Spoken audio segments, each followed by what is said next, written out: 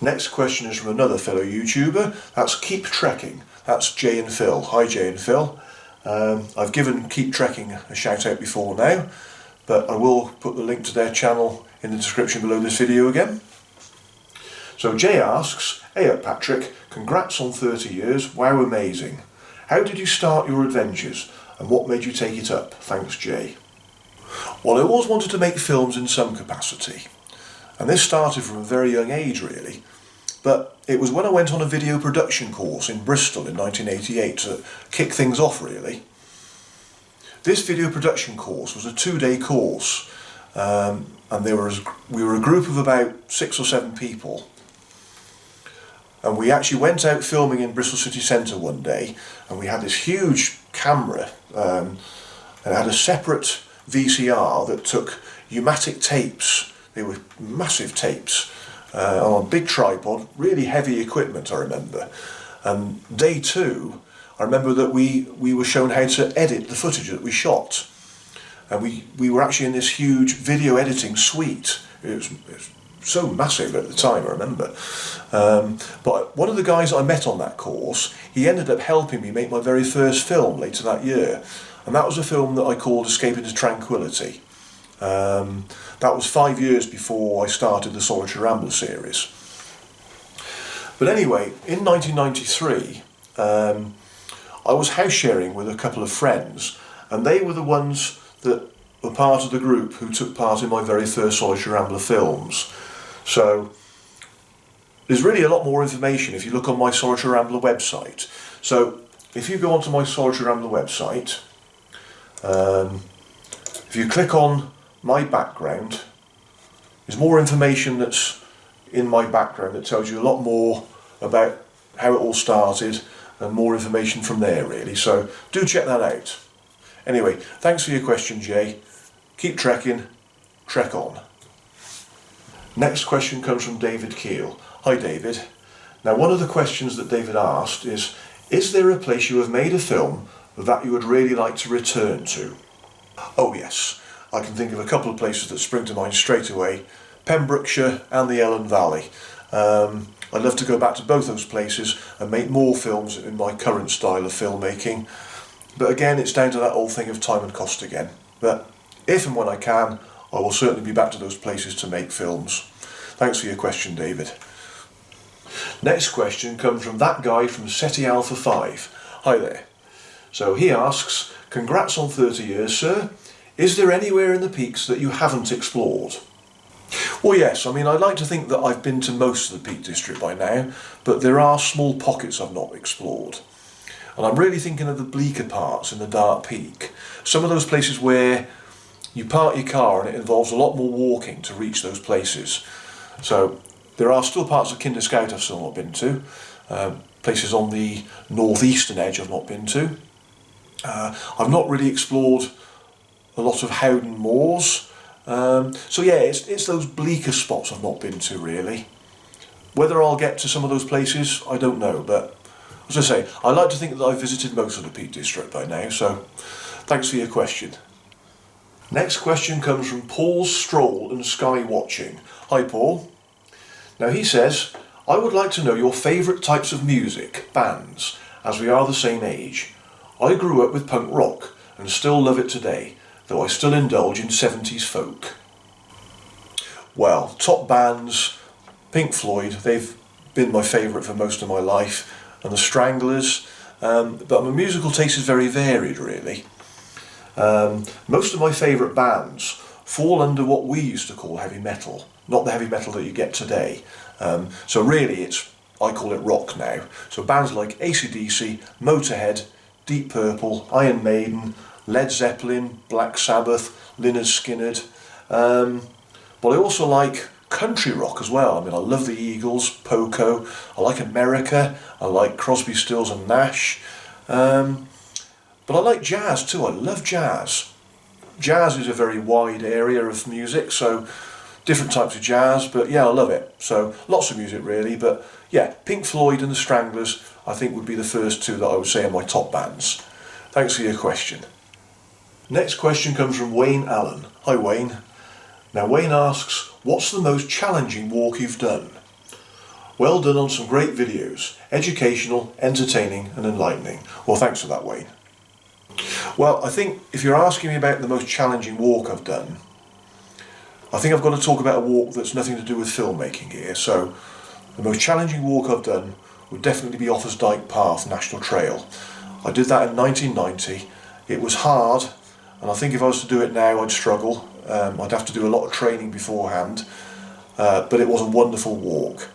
It was hard because it was very much up and down. I did about 15 miles on average a day. Some days were a bit shorter, some were a bit longer.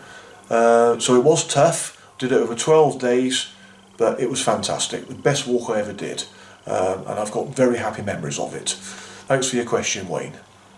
Next question. It's from Dean Humphreys. Hi, Dean. Now, Dean asks, any plans for future videos being filmed again outside of the Peak District? Well, I would like to, but I've no plans as such. I have a long list of places I want to film, which does include many locations outside of the Peak District, but it's a case of whether I actually manage to film them. Time and cost is the reason I've been making films closer to home in recent years, and I have put that as a note on my YouTube channel and on my Solitary Ramble website. Last year, of course, I did go to the Lake District, and this year I have been to another place further from home, where I've made several films, but details on that will be posted early in the new year, so keep your eye out for that. I did save up for this particular place, as I did with the Lake District last year, so on the odd occasion I do hope to travel a bit further afield when I can, but as I say, it is down to time and cost.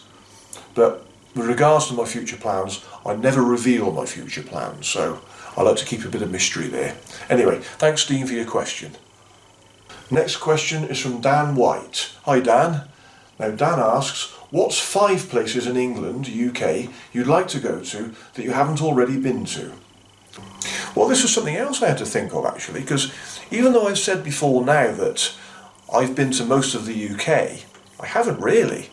There are still lots of places in the UK I haven't been to. So I came up with a list. Number 1, Arnside and Silverdale. I've never been there, but people say it's beautiful. That's the area of outstanding natural beauty that is in part of Lancashire and in part of Cumbria. So that's on my to visit list. Number 2, Northumberland Coast. Now, although earlier I said that I love the Northumberland National Park, that's all inland, but I've never been to the coast. And recently a lot of people have said to me, you must go to the Northumberland coast, it's fantastic. Number 3, the Isle of Man. Now, apart from the fact that a couple of friends of mine went there a few years ago for a wedding and they explored it a bit and said it was lovely, I've got some family background there. Because my maternal grandfather's family, he's from the Isle of Man, and although I've never been, because of the family background, I'd like to go and see it for myself really, and see where part of my family came from.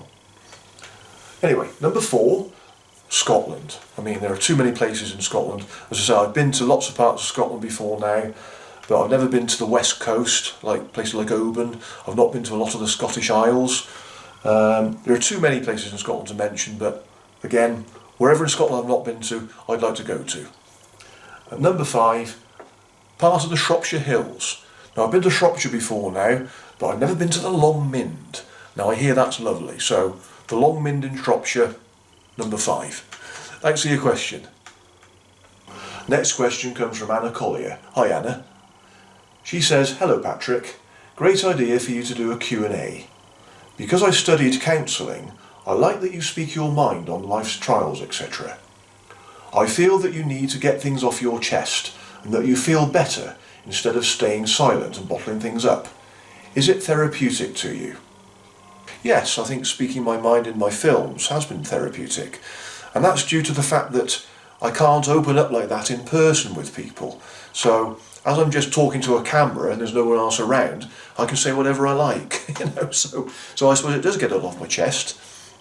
However, I do have to be a lot more careful nowadays because, firstly, I don't want to detract too much from the walk I'm filming, and secondly, I have had the odd rude comment in the past from people. Sadly, I found that YouTube can be a very cruel place, so I am a bit more careful nowadays as to what I do say. If you look at films number 23 to 25, which I made back in 2014, those 3 films I did talk about a very deep subject. So I ended up retitling them in more recent years, just on YouTube, so that viewers could actually be clearer as to what the content was all about. But back then I was actually still finding my feet with that format of filmmaking. But if I was making those films now, I would do it very, very differently. But yeah, thanks for your question, Anna. Next question comes from Russ. Hi Russ, and hi to Wendy too. Now Russ says, congrats Patrick on 30 years. Some of your walks we have been on, some very good, some not so good. But it has always been a pleasure to watch your videos. Just wondering how many retakes does it take to get things right, like banging your head when making your videos. Thanks Patrick, more of the same please. Well, I'm always doing thousands of retakes, Russ. That's mainly because I mess my words up when I'm walking and talking, when I'm filming. But even today, just making this video now, I've got notes in front of me to remind myself what to say, and I'm still messing up what I say. So I've done thousands of retakes in this video already. It's taken me since, I don't know, well, it's taken me several hours to get to this stage already, and that's due to several retakes. But again, if you look on my YouTube channel and look under the playlist Documentaries and Behind the Scenes Information, look at the video reflecting back on 25 years. I do talk a lot of my past outtakes there, and I also show some of them, so do check that out if you've not already seen it. Thanks Russ for your question. Next question is from Claire Etchells. Hi Claire. Claire says, congratulations on 30 years of filming, Patrick.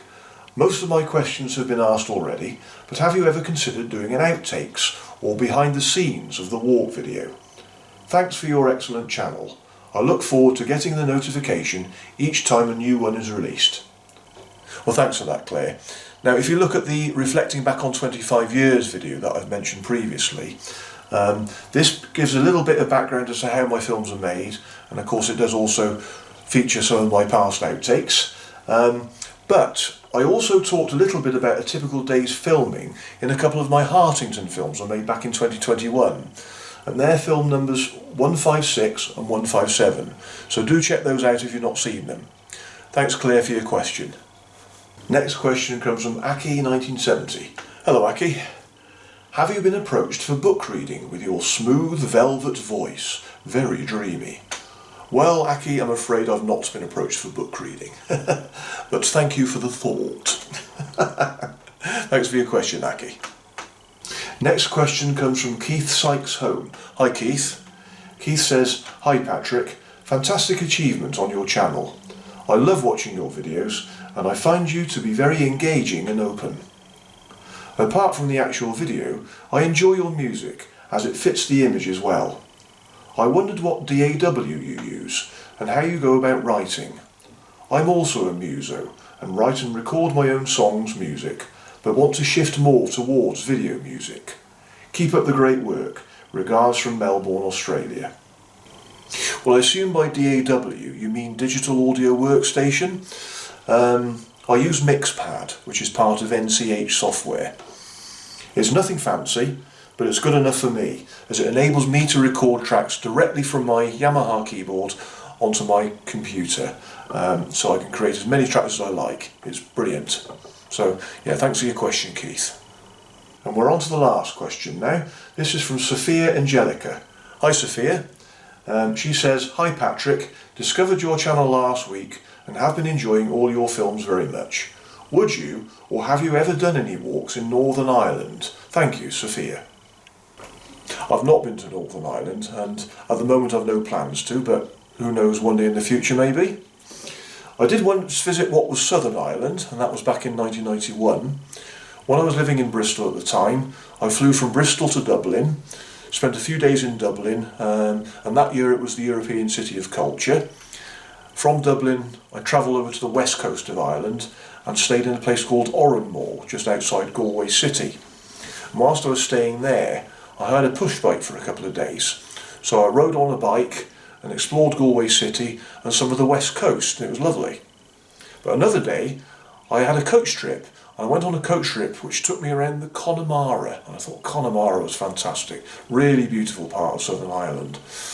After that, I travelled down from Oranmore and went down to Killarney on a coach, and I spent a few days in County Kerry in a place called Beaufort. And again, I hired a push bike whilst I was there, so that enabled me to just explore by bike a little bit of County Kerry, which I thought was beautiful too. And then from Killarney, I spent the last evening very close to Dublin Airport, really, just so that I could easily get the plane back home to Bristol the following morning. So yeah, thanks for your question, Sophia. Well, we've come to the end of my Q&A video now, so thank you again to all of you for all of your questions, and I'm really sorry that I've not managed to answer everyone's question, but I hope that I've covered everything that people wanted to know. I'll leave it there for now, and I'll catch you in the next video, probably sometime early in the new year. Bye for now.